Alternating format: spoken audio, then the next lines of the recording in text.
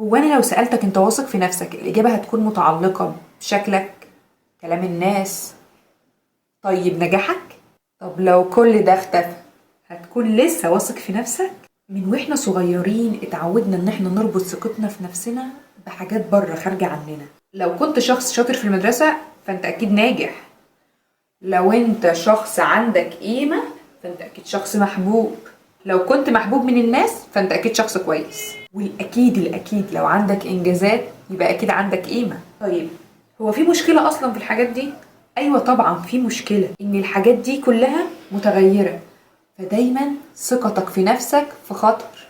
لو فشلت طبيعي هتحس انك مش كفاية، حد انتقدك تبدأ تشك في نفسك. الحقيقة في موضوعنا النهاردة ان الثقة مش بتيجي من بره، الثقة بتكون جاية من جوانا احنا. اصل انت مش محتاج تحقق حاجة عشان تكون شخص ليه قيمة، القيمة اصلا جاية في وجودك. ازاي تبني ثقتك في نفسك بدون اي شروط؟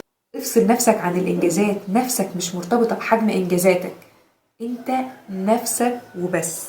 اقبل نفسك زي ما هي، حتى بغلطاتك، حتى بضعفك، بخوفك، كل ده جزء منك. مش لازم تكون مثالي عشان تستحق التقدير. اقولك على حاجة غريبة شوية، ما تعمل الحاجات اللي بتخوفك. اصل الثقة مش بتيجي من الكلام، الثقة بتيجي من التجربة، وكل مرة بتواجه خوفك ثقتك بتكبر اكتر.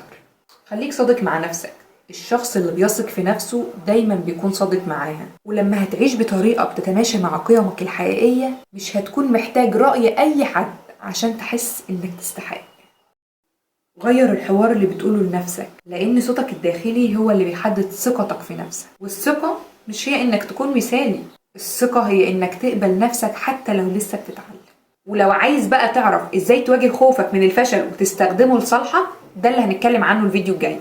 وخليك فاكر، خطوة جديدة درس جديد، ودايما احنا مع بعض في رحلة المعرفة.